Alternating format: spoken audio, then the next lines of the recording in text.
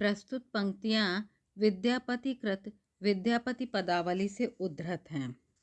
जैसा कि हम सभी जानते हैं कि सूर्यकांत त्रिपाठी निराला ने पदावली के श्रृंगारिक पदों की मादकता को नागिन की लहर कहा है, वहीं बच्चन सिंह ने विद्यापति को जातीय कवि कहा है।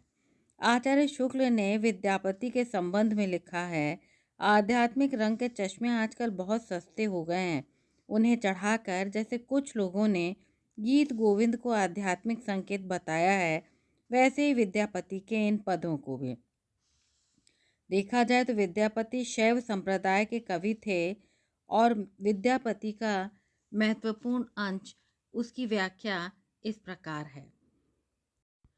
यहाँ वसंत के आगमन का स्वागत करना प्राचीन परंपरा के अनुसार दर्शाया गया है। इसी परंपरा का अनुसरण विद्यापति ने भी किया है। इसका शीर्षक ही वसंत है, यह उसका प्रथम पद है। बसंत के आगमन से संपूर्ण प्रकृति में हर्ष एवं उल्लास छाया रहता है। प्रकृति के उसी रूप का वर्णन करते हुए कवि बताते हैं, विद्यापति प्रकृति के उन्मत्त और सुंदर गायक हैं। वसंत का सांग रूपक शिशु के रूप में किया गया है। भारतीय संस्कृति में जन्म से पूर्व भी उत्सव मनाए जाते हैं और शिशु जन्म के पश्चात जन्मोत्सव, पालन, साज सज्जा आदि रूपों का वर्णन किया जाता है। यहाँ भी बिल्कुल बालक के जन्म की तरह ही वसंत नामक शिशु के जन्म का वर्णन किया गया है और जन्म के उपरांत वो किस प्रकार दिनों दिन बढ़ रहे हैं, बड़े हो रहे हैं, उसका भी वर्णन किया गया है। व्याख्या इस प्रकार है। माघ मास श्री पंचमी गंजाइल नवम मास पंचम हरुआई अतिघर पीड़ा दुख बड़ पाउल वनस्पति भेल धाई। यहाँ पर कह रहे हैं कि माघ मास की श्री पंचमी अर्थात वसंत पंचमी को गंजाइल नवम मास पंचम हरुआए को प्रकृति रूपी नारी पूर्ण गर्भा हुए और वो अत्यधिक उसने वसंत नामक शिशु को जन्म दिया। अति घन पीड़ा दुख बढ़ पाओल, यहाँ पर प्रकृति ने प्रसव पीड़ा का अनुभव किया। वो कैसी पीड़ा है? वो अत्यधिक घने दुख को अभिव्यक्त करने वाली प्रसव पीड़ा है। पाउल वनस्पति भेली धाई है और उसके पश्चात वसंत का जन्म होता है, जो कि 9 मास 5 दिन पश्चात शिशु का जन्म हुआ है। वनस्पति भेलधाई है और जो वनस्पतियां हैं वो उस शुभ मुहूर्त में उस वसंत रूपी बच्चे के जन्म के पश्चात एक धाय की तरह से उनकी सेवा कर रही हैं। सुमुखव बेरा सुकुल पक हे दिन कर उदित समाई है।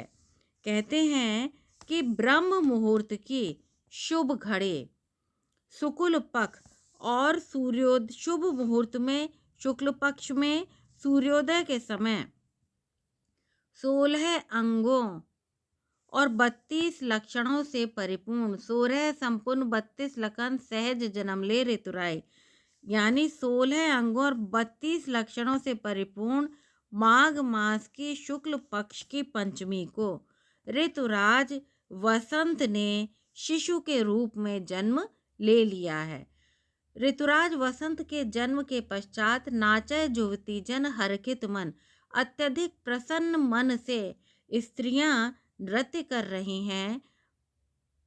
जन्मल बाल बधाई है और संपूर्ण संसार में शिशु जन्म के पश्चात बधाई गाई जा रही है। लोग अत्यधिक आनंदित हैं।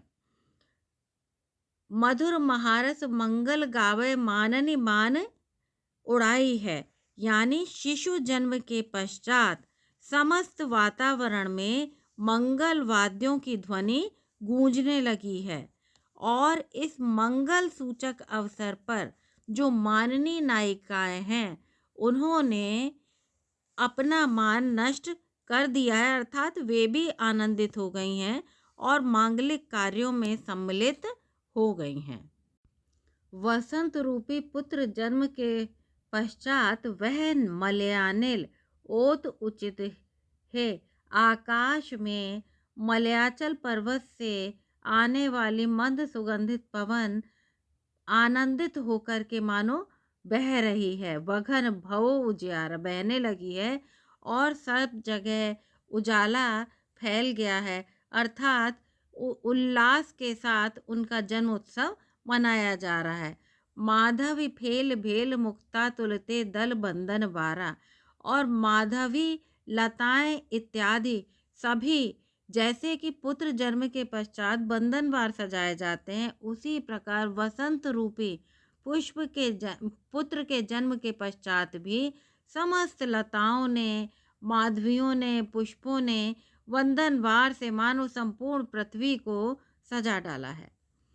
पियरी पांडुर बहुवरी गाय काहर कार धतूरा, और इस समय शुभ अवसर पर पीले रंग के पांडुरी रंग की साड़ियाँ लोगों ने धारण की है, यानी युवतियों ने पीले रंग की साड़ियाँ धारण की है। महुअर गावे काहकर धतूरा, और वो बता रहे हैं कि महुअर गावे यानी कि शहनाई बज रही है, काहर कार धतूरा, और सब जगह आनंद मंगल मनाया जा रहा है।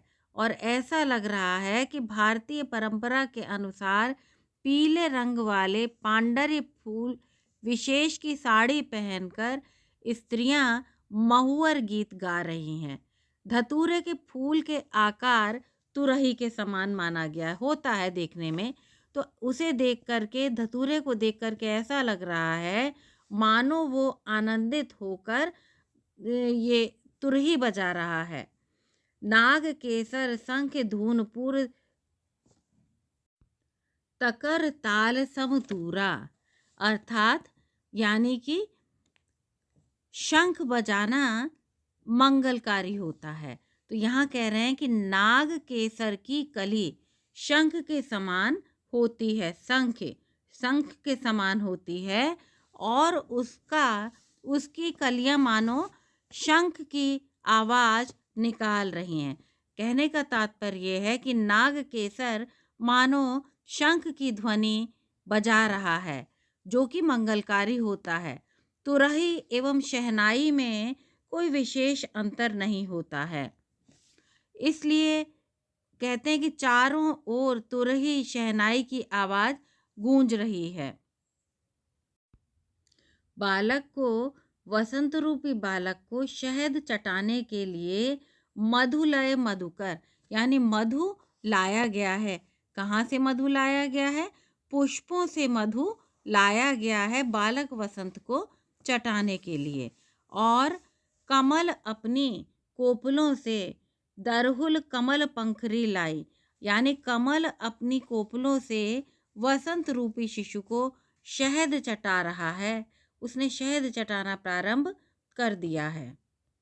अब इसके आगे बताया गया है कि जैसे बच्चे को करधनी पहनाते हैं, पैरों में पैंजनियाँ बांधते हैं, इत्यादि इत्यादि, वही सब उपकरण यहाँ बालक वसंत को भी प्रकृति रूपी नारी पहना रही है। यानी कहने का तात्पर्य, पानोर तोरी सूत बांधल कटि केसर कैल बघनाई, यानी कि शिशु के करधनी में, कमर में सूत के धागे से करधनी बांध दी गई है, पैरों में पायल बांध दी गई है, और बगनखा अर्थात शेर के नाखून के आकार का वस्त्र पहनाया गया है। कहते हैं कि बहुत बच्चों को नज़र से बचाने के लिए भी गले में या कमर पे बाघ के नाखून को बांधा जाता है। यहाँ भी ऐसा ही प्रतीत हो रहा है कि कमर पर सूत में बाघ के नाखून को बांधा गया है, जिससे कि बालक वसंत को बुरी नज़र से बचाया जा सके। नए नए कोमल पत्तों से नवनव पल्लव से उछावल, नए नए पत्तों से, कोमल पत्तों से बालक वसंत का बिछौना तैयार किया गया है। सिरदिल कदम्बक माला, और उनके पास गले में सिर के से कदम्ब के पुष्पों की माला उन्हें पहना दी गई है। वैसल भमरी हरदू गावे चक्का चंद निहारा। और वैसे भी ऐसा लग रहा है मानो जो भ्रमरी है वो मीठे स्वर में गा रही है और शिशु वसंत को मानो लोरी के समान गीत सुना रही है। और वहीं पर शिशु वसंत चंद्रमा को लेट करके निहार रहे हैं। कनक केसुए सुति पत्र लिखे हल राशि नखत कै लूला कोकिल गरत गुनित भल जानय ऋतु बसंत नाम थोला। यहाँ बताया गया है कि कोकिल गणित गुणित भल जानय कि कोकिला ने ही वसंत का नामकरण किया है। क्यों किया है? क्योंकि कोकिला गणितीय गणित की गणना में प्रवीण मानी जाती है। और नामकरण से पूर्व कनक केसुए सुति पत्र लिखिए, उसी ने पंचांग से गणना करके राशि इत्यादि की गणना करके उनकी जन्म पत्री बनाई है, जिसको कि पलाश पुष्पों से संवारा गया है, लिखा गया है। और फिर उस कोकिला ने ही वसंत को नामकरण किया है और उन्हें वसंत नाम दिया है। बाल बसंत तरुण भय धाउल। अब वो जो बालक वसंत हैं वो बहुत ही जल्दी तरुणाई को प्राप्त हो गए हैं, युवा हो रहे हैं, बढ़े सकल संसार। और जिस प्रकार एक बालक का विकास होता है उसी प्रकार वो भी इस संसार में जल्दी ही विकास को प्राप्त हो गए हैं। दक्षिण पवन घन अंग उगारे किसलय कुसुम परागे। दक्षिण का पवन चल रहा है, घन अंग उगार रहे और उनके जो अंग प्रत्यंग हैं वो खुले हुए हैं। और उन अंग प्रत्यंगों को यानी वो दक्षिण पवन उनको कहीं शीतलता न दे जाए, उनकी तबीयत न खराब हो जाए। तो ऐसा प्रतीत हो रहा है कि आकाश में घने बादल आ गए हैं और वो उनकी रक्षा कर रहे हैं। किसलय कुसुम परागे। और समस्त संसार में पुष्प पराग और नन्हे नन्हे किसलय यानी छोटे छोटे से पुष्प इत्यादि पल्लवित हो गए हैं, खिले हुए दिखाई दे रहे हैं। सुललित हार मंजरी घन कज्जल अगितो अंजन लागे। नव बसंत ऋतु अगुसर जौबति विद्यापति कवि गावे। राजा शिव सिंह रूप नारायण सकल कला मन भावे। जब व्यक्ति में युवावस्था का संचरण होने लगता है तो उसका सजने के लिए मन करने लगता है और अकितो अंजन लागे, आंखों में काजल लगाने का मन करने लगता है, हृदय पर हार पहनने का मन करने लगता है। वैसे ही यहाँ भी नव बसंत ऋतु अगुसर जौवती, ये नवीन वसंत ऋतु भी अग्रसर हो रही है। ये ऋतु जो है इस वसंत युवक के सौंदर्य में भी इस अवस्था में अपूर्व दिव्यता और सौंदर्य आ गया है, जिसे देख करके लग कि यह सौंदर्य अपूर्व है। राजा शिव सिंह रूप नारायण को वसंत की समस्त कलाएं अत्यधिक प्रिय हैं, मन भावन हैं। सौंदर्य किसको प्यारा नहीं लगता, अर्थात सौंदर्य की समस्त कलाएं मन को भाने वाली होती हैं और प्रेम का साक्षात रूप धारण किए हुए रहती हैं। यहाँ पर प्रस्तुत अवतरण में वसंत का मानवीकरण किया गया है और रूपक अलंकार है। वसंत को रूपक के माध्यम से अभिव्यक्त किया गया है और उसको एक बालक के रूप में जन्म लेते हुए और बड़ा होते हुए दिखाया गया है। और ये दिखाया गया है कि जिस तरह वसंत के आगमन पर लोगों के मन प्रफुल्लित हो जाते हैं, उसी प्रकार स्वयं वसंत भी आनंद से उत्फुल्लित हो उठते हैं। प्रस्तुत अवतरण में प्रकृति की सुंदरता का वर्णन है, साथ ही वसंत की नैसर्गिक सौंदर्य को उकेरा गया है। भाव साम्य के रूप में यदि हम देखें तो देव की पंक्तियां डार द्रुम पलना और सूरदास की पंक्तियां यशोदा हरि पालने झुलावे याद आती हैं। विद्यापति की प्रसिद्धि का मूल आधार उनकी रचना पदावली है। पदावली में भक्ति विषयक पद भी हैं और श्रृंगार विषयक पद भी। विद्वानों ने प्रश्न उठाया है कि विद्यापति भक्त कवि हैं या श्रृंगारिक कवि हैं। कुछ विद्वान उन्हें भक्त कवि मानते हैं, जैसे बाबू ब्रजनंदन सहाय, श्याम सुंदर दास, हजारी प्रसाद द्विवेदी विद्यापति को भक्त मानते हैं। जॉर्ज ग्रियर्सन ने लिखा है, राधा जीवात्मा का प्रतीक है और कृष्ण परमात्मा के। श्रृंगारिक कवि जो मानते हैं वो कवि इस प्रकार हैं: हरप्रसाद शास्त्री, आचार्य रामचंद्र शुक्ल, बाबू राम सक्सेना, रामवृक्ष बेनीपुरी, सुभद्रा झा, डॉक्टर राम कुमार वर्मा और बच्चन सिंह जैसे कवियों ने विद्यापति को श्रृंगारिक कवि कहा है। विद्यापति के काव्य में विद्यमान भक्ति तत्व आचार्य शुक्ल की सबसे तीखी आलोचना उन्होंने की है। निराला श्रृंगार विषयक इन्हीं तर्कों के आधार पर विद्यापति के काव्य को नागिन की लहर कहते हैं। वहीं बच्चन सिंह खजुराहो की मंदिर वाली आध्यात्मिकता बताते हैं और कहते हैं कि शुक्ल कहते हैं आध्यात्मिक रंग के चश्मे आजकल बहुत सस्ते हो गए हैं। ये उनकी बहुत ही तीखी आलोचना है। विद्यापति से संदर्भित विद्वानों के कथन इस प्रकार हैं: हजारी प्रसाद द्विवेदी श्रृंगार रस के सिद्ध वाक कवि उन्हें मानते हैं। निराला ने पदावली के श्रृंगारिक पदों की मादकता को नागिन की लहर कहा है।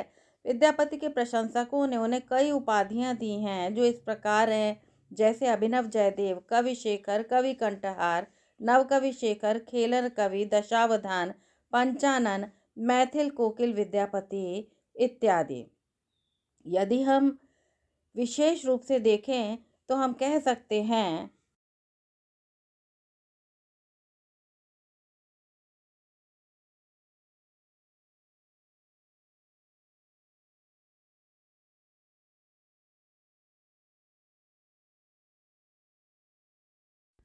असित चित्र उर्मा ने हृदय पर ध्यान